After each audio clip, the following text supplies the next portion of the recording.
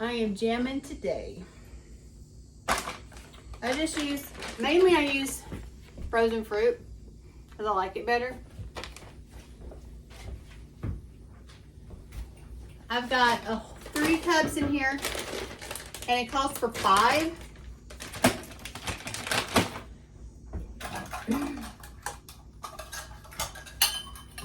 Okay, I think y'all can see me good. This is my first time I've used a tripod, so bear with me. I'm making some strawberry jam today to take to a craft fair this weekend. I'm so excited. It's going to be in Drumright, Oklahoma. It's called the Oil Patch Festival.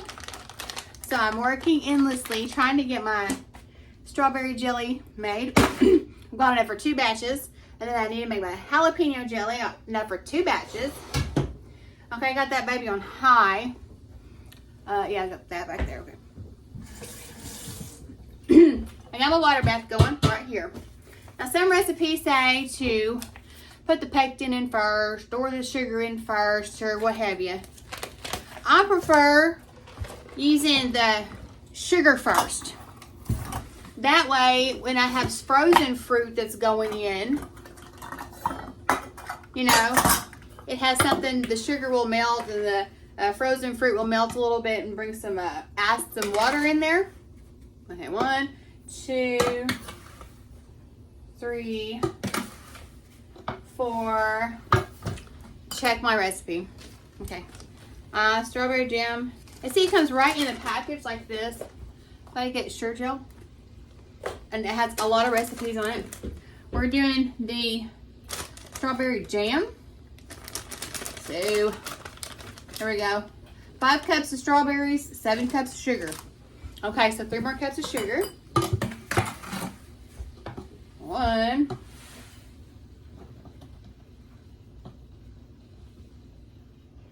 2.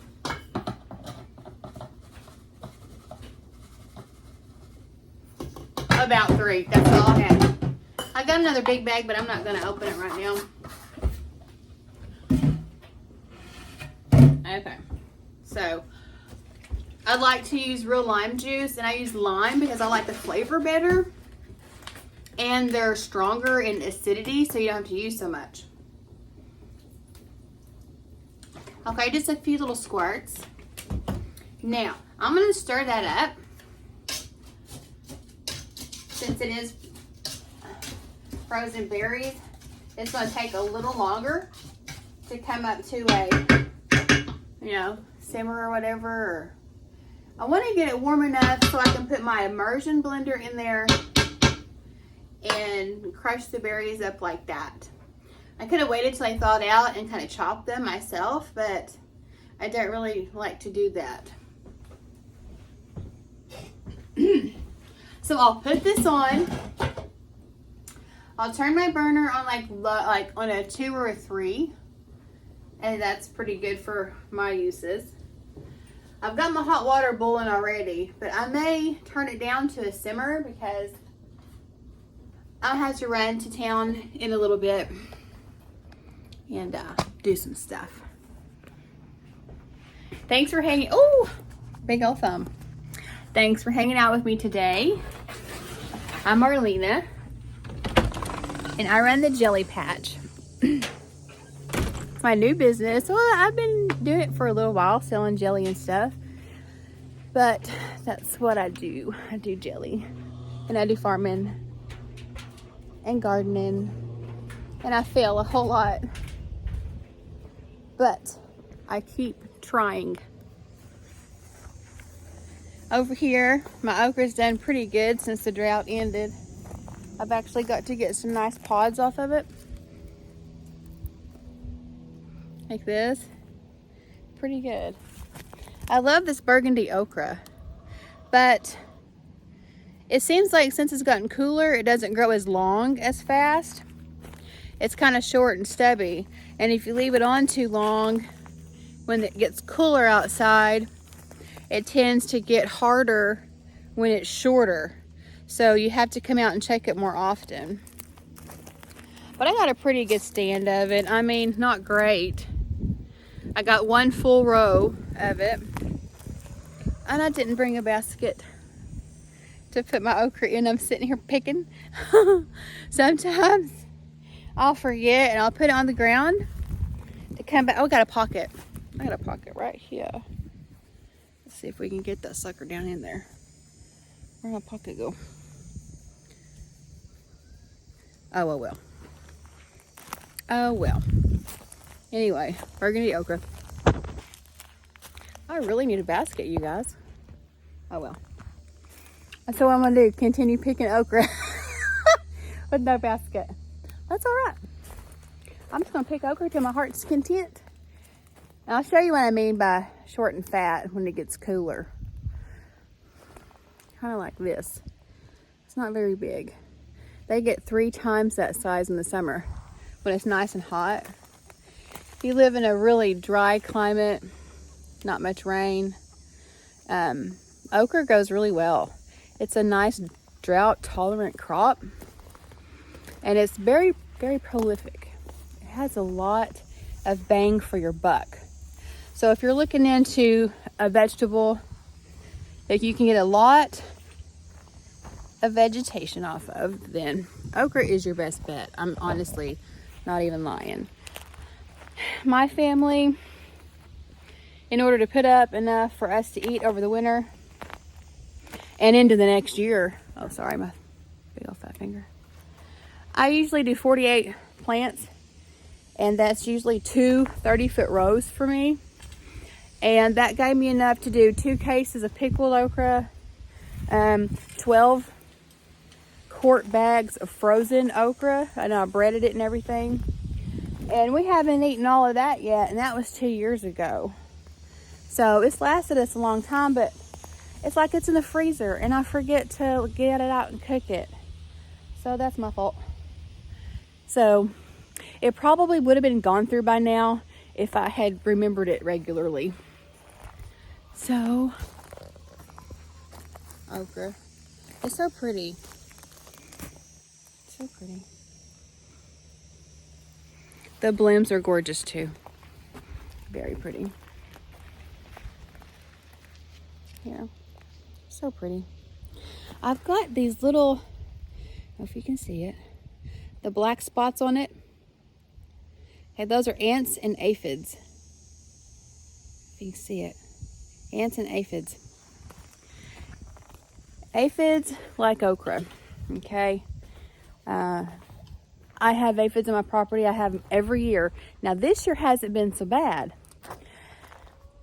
The ants eat the aphids, okay, and control that population. And if I see that the aphids are getting too bad, I'll come out here and spray them with the water hose.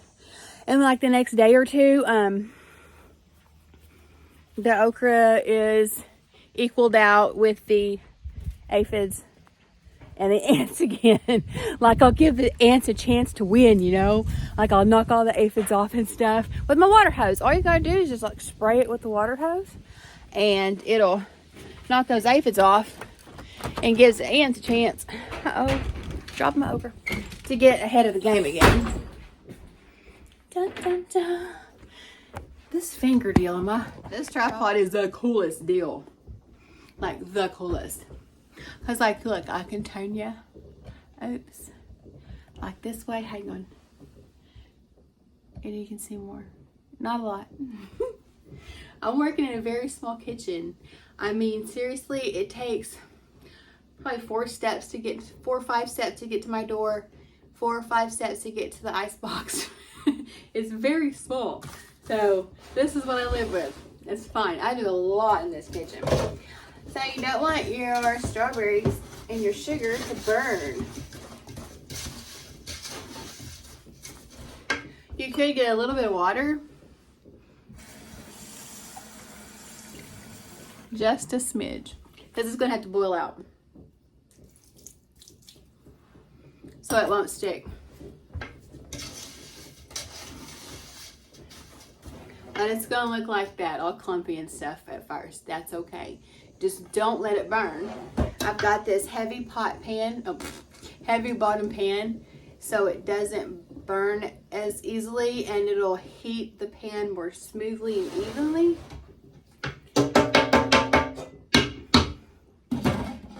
leaving that lid on just keeps all the steam inside. So that's where you want it. So it will go ahead and unthaw the strawberries. And it's a long process. I see a lot of people saying, you know, I can't do jelly. It never sets up. I just give up. Well, one thing about jams and jellies is you have to be patient. It takes a long time for your canner to get up to boiling. If you have frozen strawberries, it takes a long time for your frozen strawberries to get thawed. It takes time for the sugar to melt. It takes time for the pectin to release thoroughly throughout the pot. And so I'm just going to do quite a long video today, and I'm going to talk to you about how I do my jelly. And I'm going to walk you through it. And strawberry jelly sometimes, or jam, is hard to set because there's different water contents in each strawberry. They're not all the same. So your recipes aren't going to be the same. The times may not be the same. So the only way you're going to get good at jams or jellies is just do it. Just do it. It doesn't matter if you think it fails.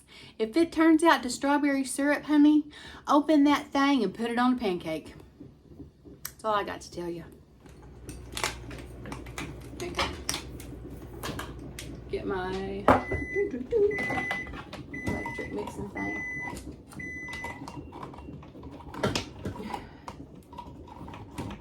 Okay. It's called an immersion blender.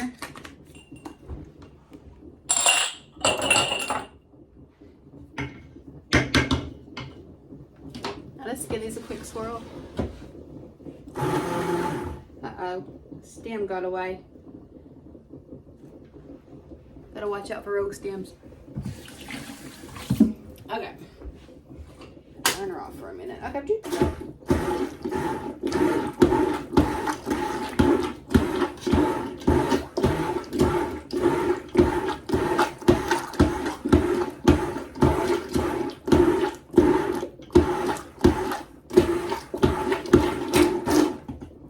You just want it to where some of the strawberries are, you know, you can tell what it is.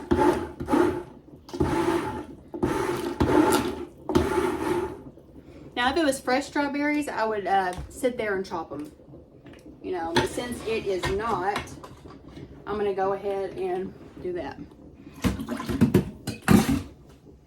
And give it a stir. If you're going to put this on high, you really need to be mindful of the time and the temperature and all of those things. If I had a front burner, that would be even better so y'all could see more, but it's burnout.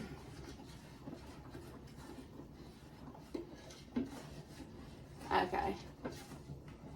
I can tell the water content is pretty great in this, so I'm just going to go ahead and let it cook for a little while, and I'm going to put the lid on kind of sideways so it's not like all the way on, so it lets some of that steam out. So you put your lid on there when you're cooking it, it's going to keep the moisture in, and you're just going to be doing probably real slow. So you tilt it sideways and then let it cook for a little bit, let it vent out the side. You're wanting a little bit of thickness to it, not thick, but just so the soupy's gone. I add like a teaspoon of butter to help with the foaming. Right at this point, I'm starting to tell that the water has evaporated out of enough to go ahead and add my pectin in here. So I'll go ahead and add it in just a moment. It's not really watery, it's getting a little bit thick. So the package says to go to a rolling boil right here. You can. A rolling boil for 1 minute. See, it's coming up pretty quick. See, it's supposed to be one you can't stir down. It's not there yet.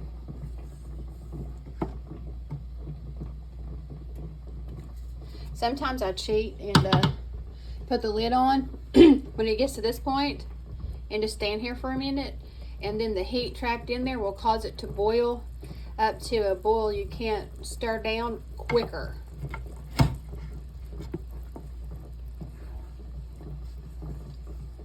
And sometimes if you are making jam or jellies on a small burner, your times will be different. They'll say, you know, rolling boil for a minute, but if the heat over on your pan is a smaller burner, it may take longer than a minute to achieve the readiness that you're supposed to. If you'll notice, I mean, you can't hardly really see it, that well, dang it.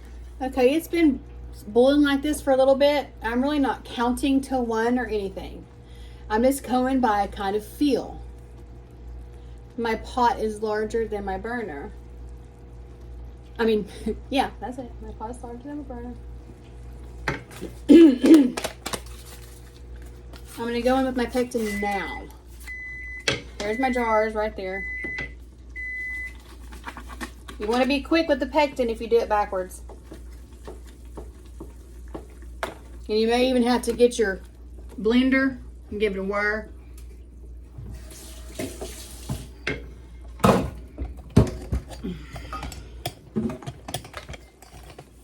Oh my goodness. Oh my goodness.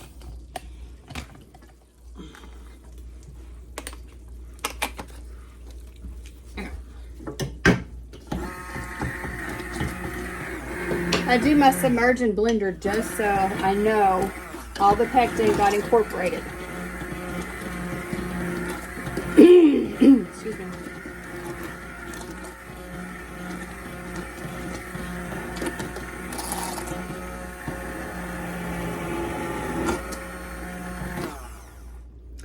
I probably chopped up some more strawberries, but it's okay. It's fine. All right, now, don't be afraid to let it boil a little bit. Don't be afraid to let it boil more than 1 minute, like the directions say. On strawberry jam, more often than not, it will take longer for this to cook than the regular package says. Okay, take for instance, they're going to tell you how to do peach jam on the packet. Okay, so peach jam, peaches have more pectin in it than strawberries do. So I would obey the directions on a peach jelly recipe or a peach jam recipe. I would do it just like it says because it has enough pectin in it that it will overset and then your jelly will be hard, which isn't a real big deal, but it's really not as pleasing as a nice set jelly. See, now this is constantly boiling. See, for a recipe of sheer gel, it would say boil for 1 minute.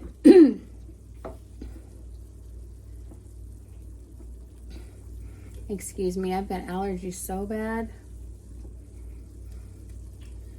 Oh, it's starting. Yeah, I'm gonna zoom you in if I can. No, I can't. Okay. Because this is the important part right here. I think I got it at a soft set, about a soft set right now. You see, watch the drips. You see how it drips? One drip. See that? It's done. You can go ahead and cook it a little more just to make sure every part is done. When it gathers on the back of your spoon really well, it's done.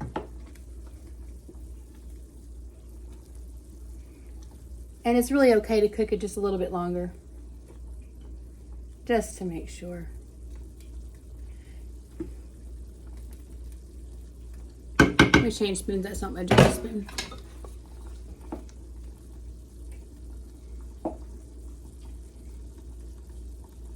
It's 2 drips. That's almost 1 drip. Okay. So if it's dripping 2 drips down your spoon, it's not done. Because it needs to be thicker than that. A slow 1 stream drip.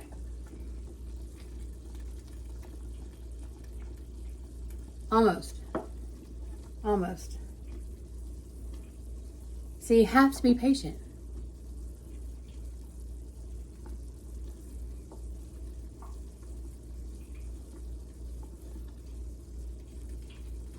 That's it right there.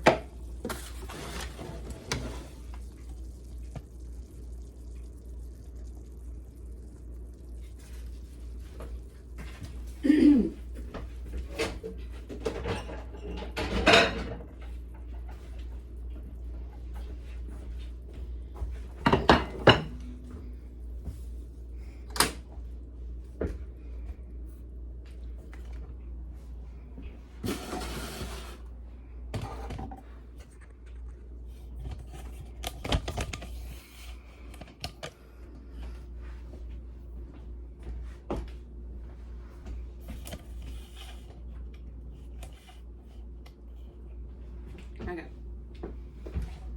Right.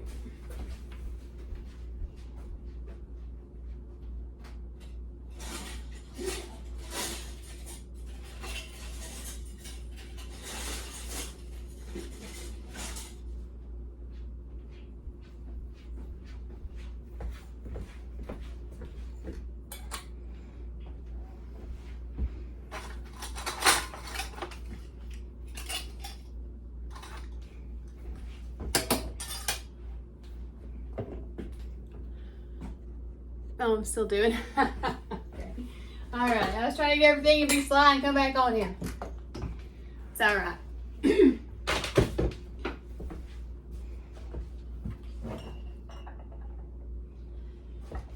Oh, I need one more of those.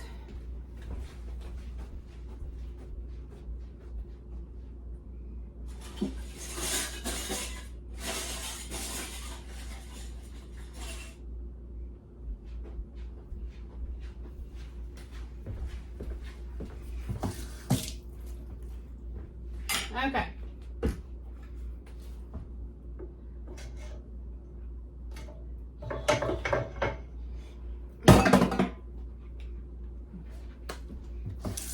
I'm gonna edit that out.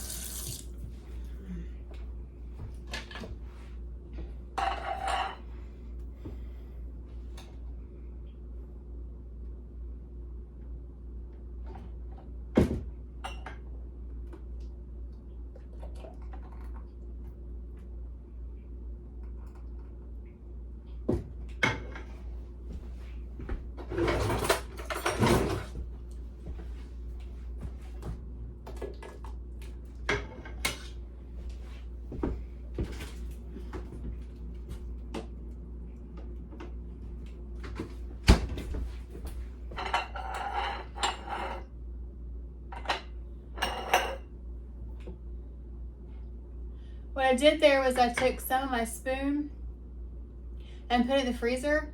If it sets up in a minute, it means it's done. So it looks kind of thin.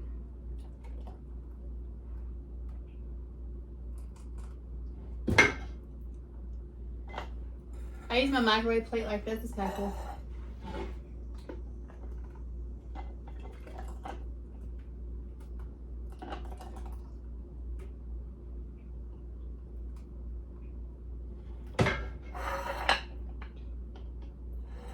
Oh, I forgot. I don't have the top for this one. Oh well.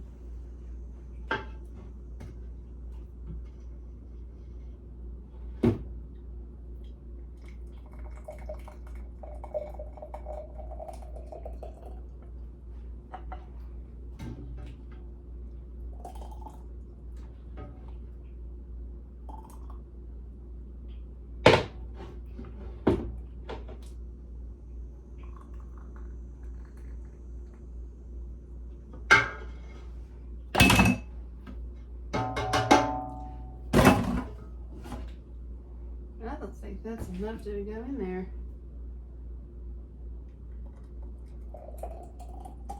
I was wrong.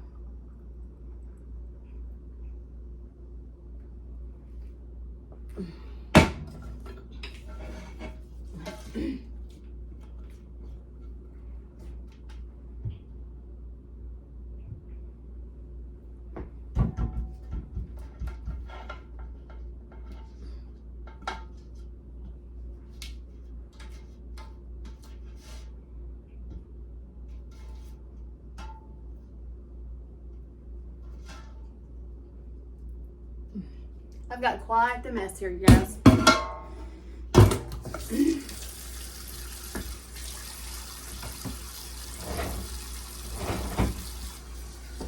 I stick all my utensils down in this pot and run some hot water on it. Usually, even if I'm in between batches, just because it's easier and I don't have to worry about little chunks of jelly getting in another batch.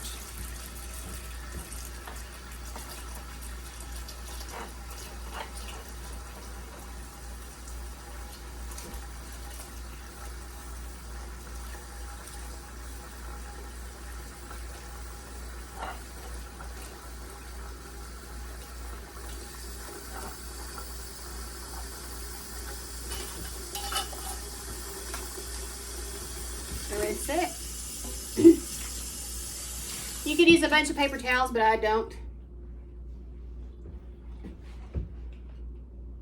It just wastes them. I like to save them for other things.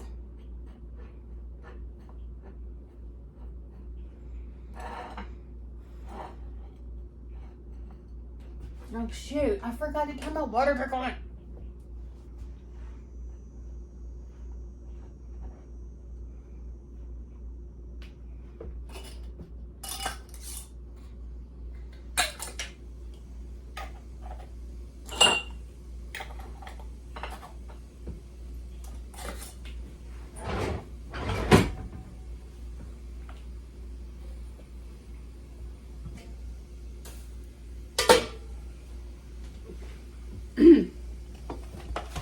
Oh, I don't like that tripod at all.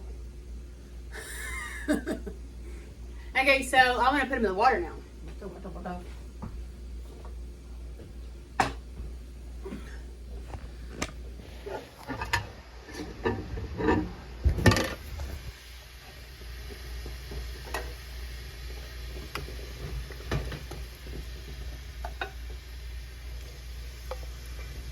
Okay, that batch would have made 1, 2, 3, 4, 5, 6 half pints. It made 3 pints. That would have made 8 half pints. Got 3 pints and 2 half pints. So anyway, do you want to be a real rebel? Sorry, I'm all movie. Strawberries. I mean, I'm a real rebel. Watch this. Oh, that's water.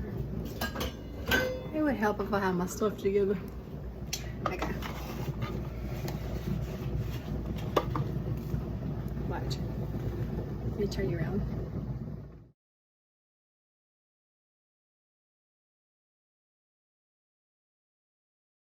Cup of sugar. 2 cups of sugar. 3. 4. 5. 6. 7. And I do a smidgen extra because some of them didn't get to the top full. Guess what I'm going to do next?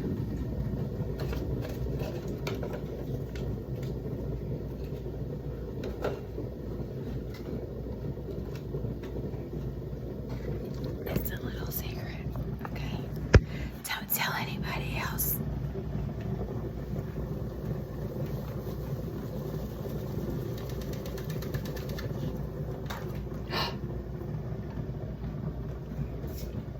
So you can add all your ingredients together at the first. True story. I like that. Grab my knife for my butter. Pectin, sugar, strawberries, butter, lemon juice. The thing about it is, if you add all the ingredients at once, you have to cook it until the boiling, you know, the crack point, the soft stage. Okay, so this is an advanced jelly making. Only the brave of heart do this. So, as you can see, everything's in the pot. What I'm going to do is when the strawberries get, you know, soft enough, I'm going to go ahead and squash them up with my immersion blender. and make sure it's all incorporated. I'm going to make sure the sugar doesn't stick to the bottom. So I'm going to keep it either in a low setting, or if it's higher, I'm going to keep a watch on it. So that's real stuff, y'all.